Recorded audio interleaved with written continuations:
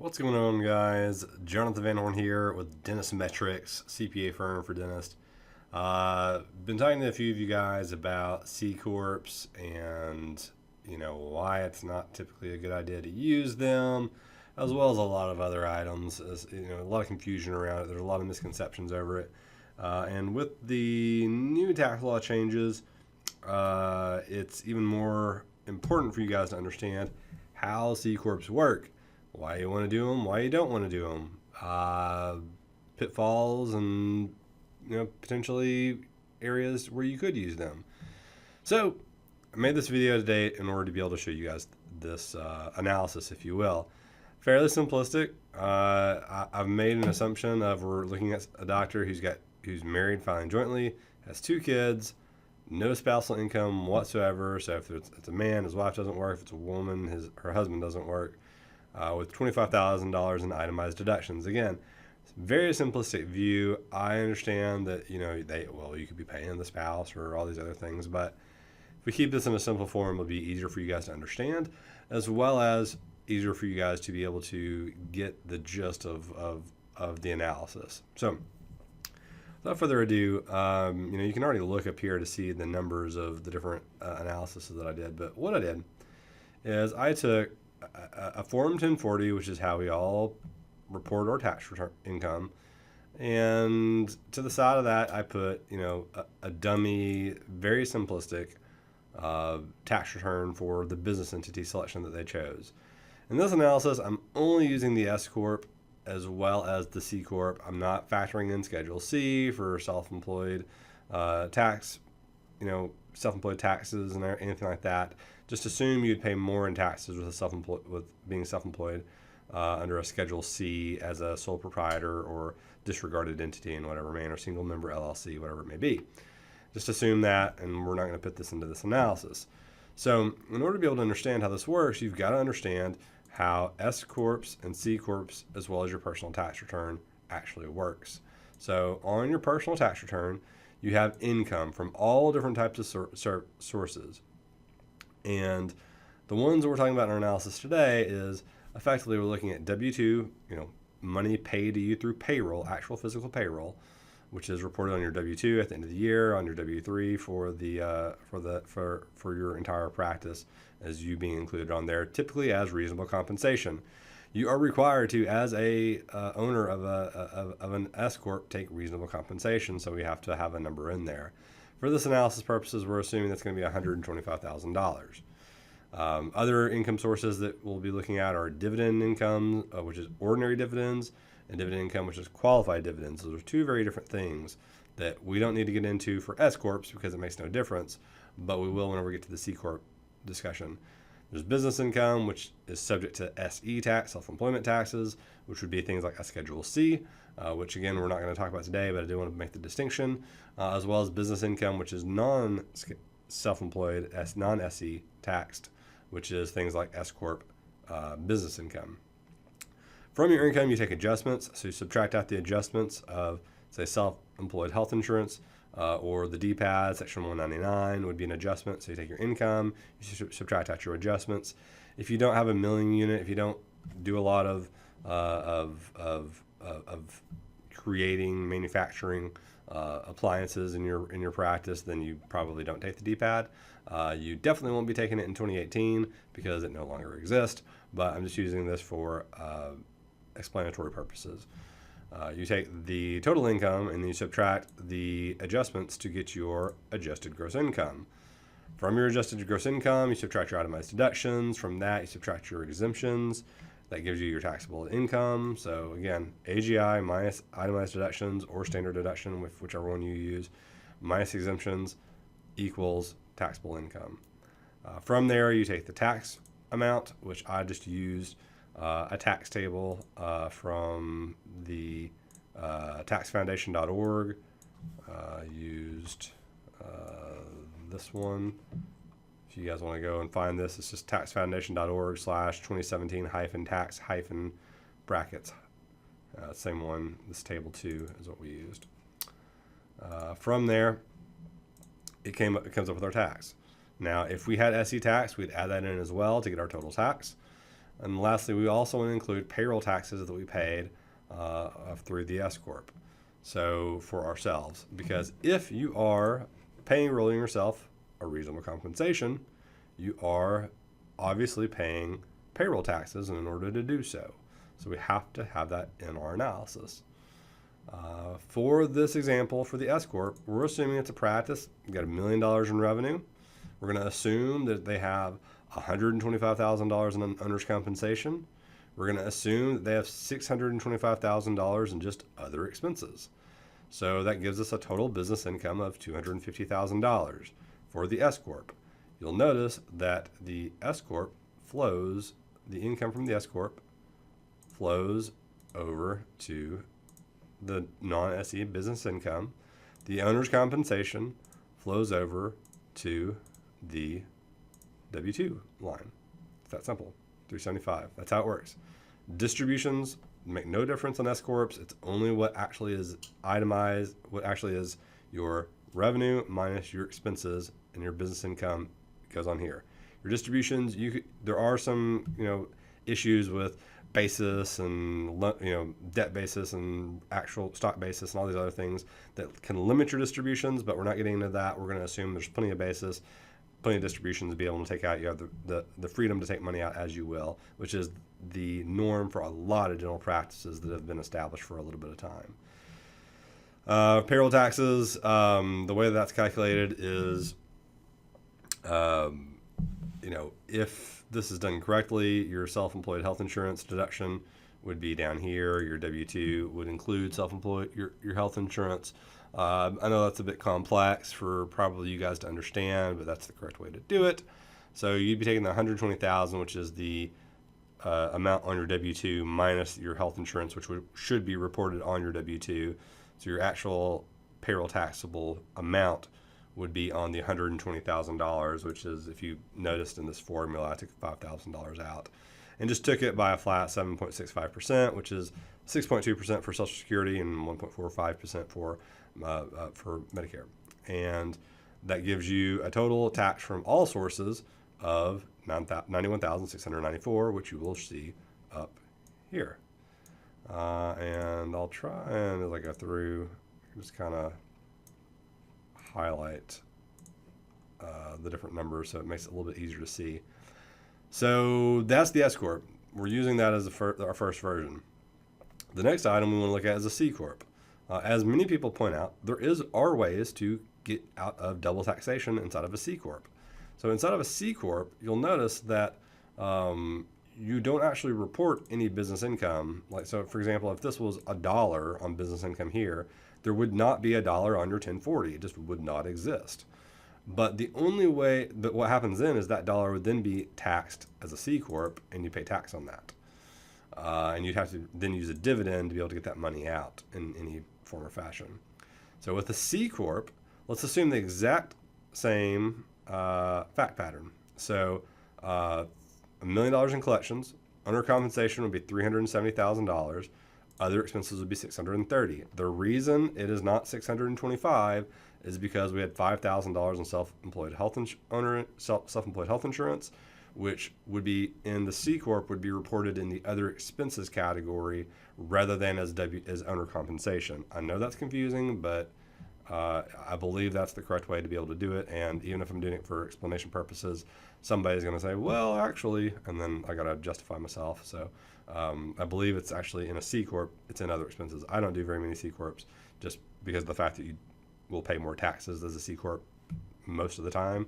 So, of our 100 practices that we help out, none of them have a C Corp for a good reason, which you'll see.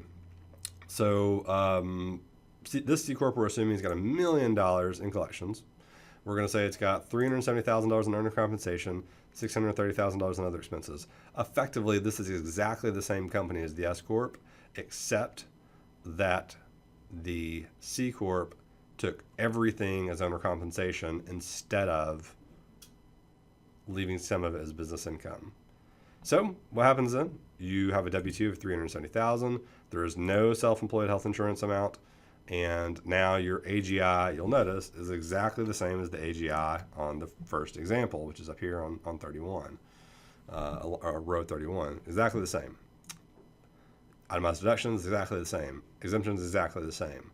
So your total tax, taxable income exactly the same. Tax exactly the same.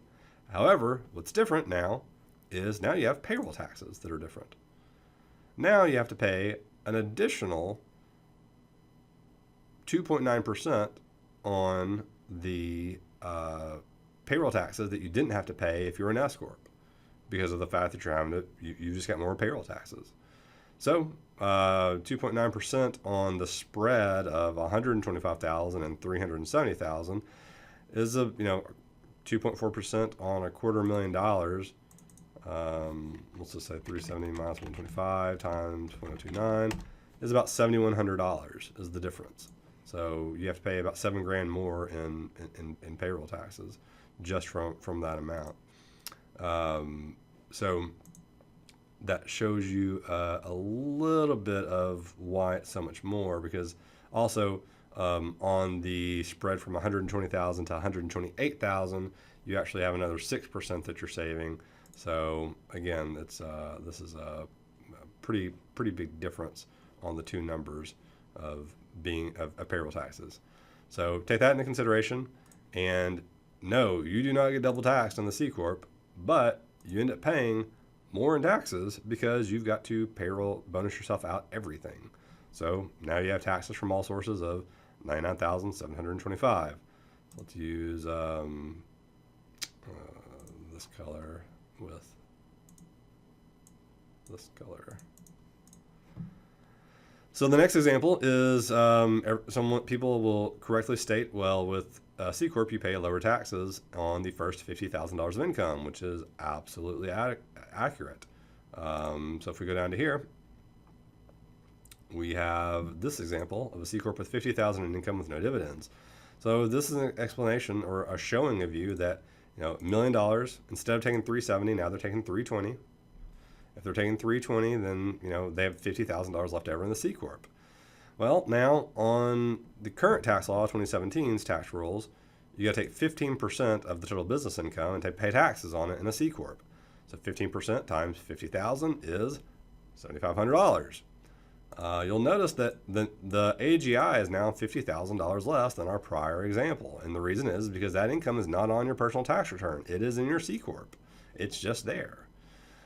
Which means you have a lower AGI, which means you use the same itemized deductions, the same exemptions, same taxable income, and now you have a lower amount of tax paid, $66,396 based off the tax table, compared to the $82,896 in the prior description.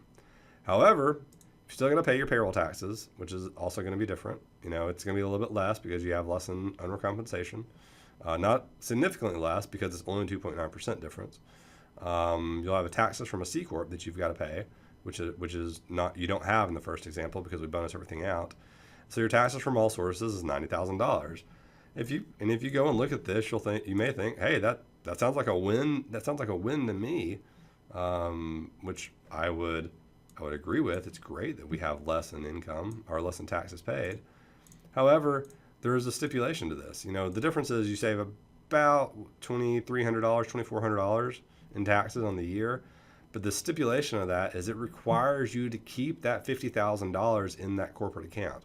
You can't get that money out without paying dividends on it, paying taxes on, or receiving it as a dividend. That's the only way you can pull that out, with the exception of payrolling yourself, which we've already shown is prohibitive from a tax standpoint. It's not optimal to do that, to maximize it to the tune of almost over $8,000 in differences in just having an S Corp. So that $50,000 is effectively stuck in that C Corp under the current, in 2017, we're talking about $0 to $50,000 in income has 15% tax rate. In 2018, that tax rate is a flat 21%.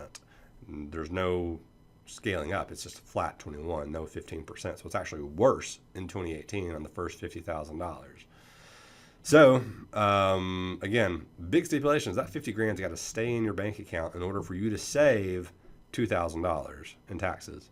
Now it's got to stay in there for you to save that $2,000, but big but, it can basically never come out. So yes, you save $2,000, but you basically have eaten $50,000 in cash that's got to stay in a bank account, which has no purpose of being there other than just sitting there at that point. You can make an argument that you can invest that money somewhere else, which is potentially accurate. But for $2,000, just do an S Corp. It's just better. So next explanation would be if you're a C Corp with the same exact situation we just talked about, except for you pull that money out. You pull that $50,000 out. And you don't do it through compensation, through a bonus, whatever it is. The only way that you can pull that out is through a dividend. Now, there are two types of dividends. There are ordinary dividends and there are qualified dividends. Ordinary dividends are taxed at ordinary income tax rates. Qualified dividends are taxed at capital gain tax rates. Two very different things. You might be asking, what makes a dividend qualified? What makes a dividend qualified is that you have to effectively have a distribution of capital to a return of capital to the owners. It's very complex to be able to explain very well. Pretty much the only way a small business can make that happen is if you have, something. It's hard to make a dividend from a small single owner C Corp be qualified. You would at a minimum need to have that cash sitting in a bank account for a year and deemed to be a qualified dividend for any type of purposes of being able to have that be, sent out, dividend, at a lower rate. So assuming that you just pull the money out the year you earn it, it's going to be an ordinary tax rate every time. And this is showing what would happen if you were to do that, because while you have a dividend, you do recognize that as 1040 income, but that does not count as a deduction on the C Corp. So you still have that same $7,500 of taxes on the C Corp. So it's just doubly bad for you. Don't want to end up in that situation. If you can get away with it. I've already used that color, so I'm going to do a different one. Some of you are probably going, use this color, use this color. Sorry. I get to pick the colors, guys, not you. Okay.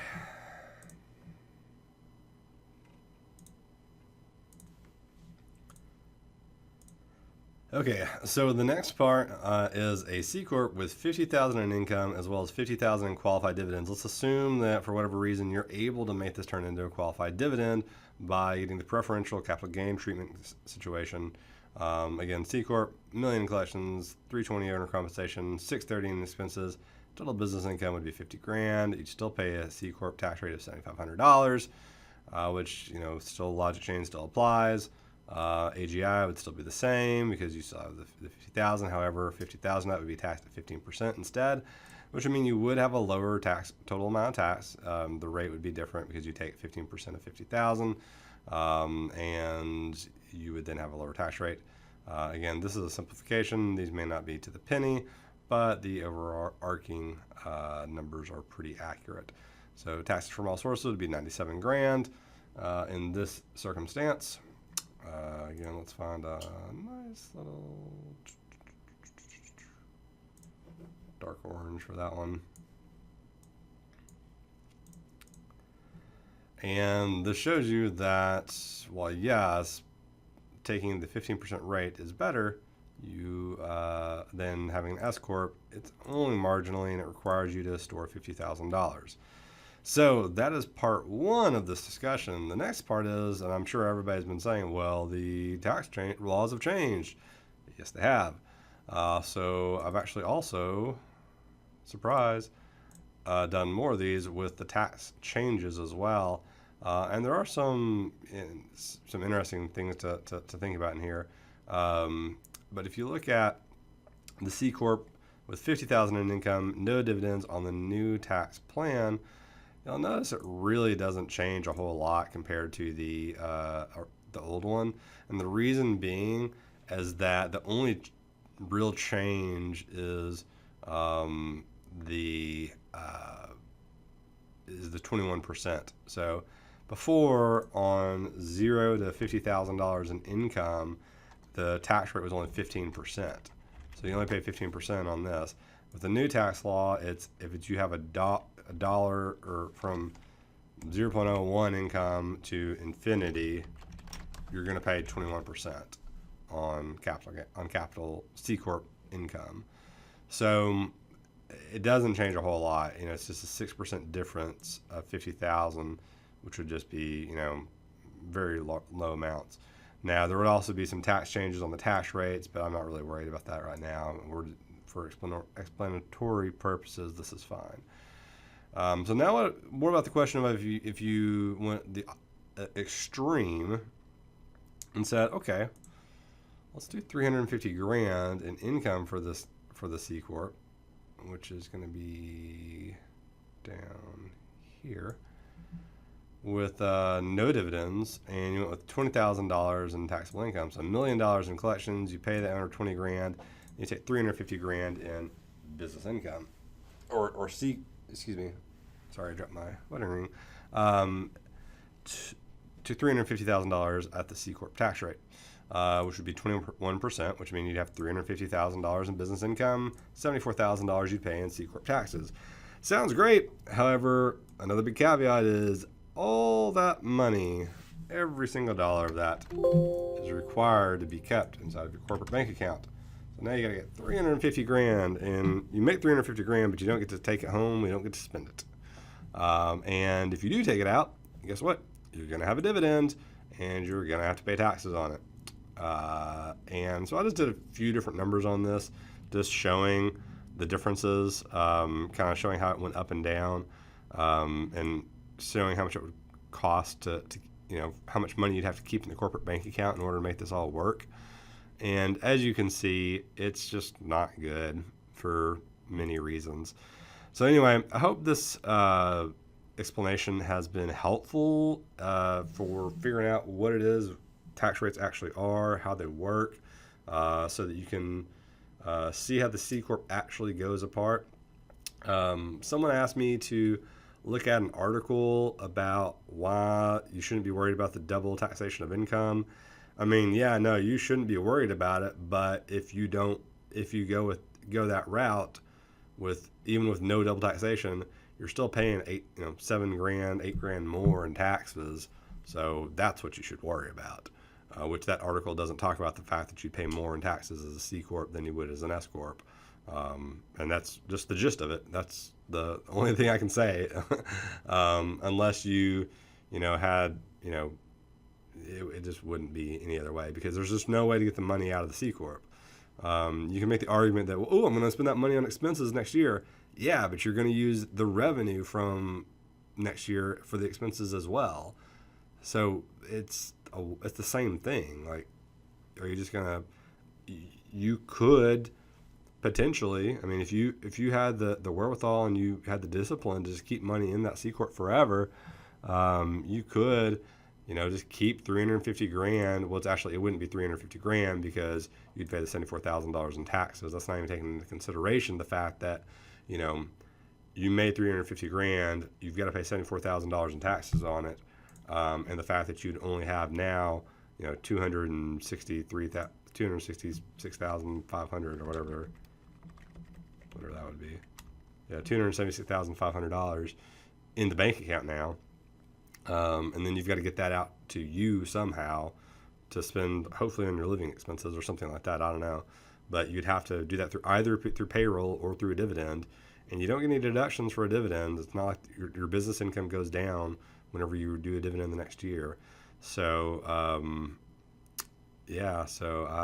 this is just how it kind of goes. You can kind of see how the income goes up, or the taxes go up as you lower or increase the amount of dividends that you take, just to show it's just not good to pay double taxation on that.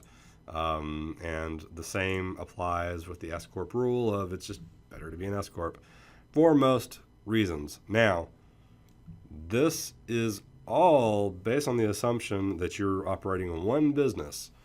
There are some tax planning opportunities in the new legislation for you to potentially use C Corps as not necessarily a subsidiary, but as a separate company doing different operating activities inside of your business in order to, manage, to more appropriately define how income is derived inside of your business, which could then allow you to potentially qualify for the qualified service companies that are allowed to be able to take the 20% deduction on income under $315,000, which is in the new tax bill. Very complex. We're not really sure how that's going to shake out yet, but it is possible. I'm not saying that is outside the realm of possibility. I will say that, strangely enough, it actually would have been better for small businesses if they would have kept the $0 to $50,000 tax rate, if that was the case. Because even if you use a C Corp as a secondary entity to define your business activities better, you still have this issue of trying to having to keep the money in that account regardless. Now, you could fund investments with that and things like that, but eventually that money is going to get taxed, and you're going to pay taxes twice on that money, one way or the other. So anyway, I hope this has been helpful. I hope this has been interesting. Hope it hasn't been too confusing. I did have to do an edit in the middle of there because I had to take a phone call. But let me know if you have any questions on this Facebook post. Happy to talk to you guys, as well as answer any questions. So Jonathan Van Horn, CPA. Obviously, you've seen my name if I'm on Facebook. If you have any questions, you can friend me, send me a message on Facebook. I'm not the best at replying to Facebook messages just because I get so many. But if you want my email address, it's jonathan@dennismetrics.com. Our website is dennismetrics.com. And if you want to have actual conversation with me, you can actually go to dennismetrics.com, and we have a website where you can see my face, and at the bottom you can book a call with me if you want to. Hit that button, you'll be able to get on the schedule with me on my call schedule. So anyway, I know I told you guys I'd get this out like a long time ago. I apologize. I've just been really busy, and hope this has been helpful. So see you later, guys.